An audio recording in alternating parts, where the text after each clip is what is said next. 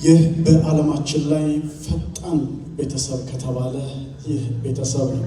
ታዲያ ገንዘብን በአንድ ወቅት ለማናጀሯ ስናስተዋውቅ ሁሌም የሰው የስም ትርጉም ጠይቃላችኋል። ስም ምንድን ነው እያለ ሰውየው ስም ማለት ምንድን ነው ሲል ማይመኒ ነበር ብለን የነገርነው። እንኳን ደስ አላችሁ። ከጥሩዬ ልጀምር ነው በዚህ ቀጥላለች። በጣም ደስ ብሎናል።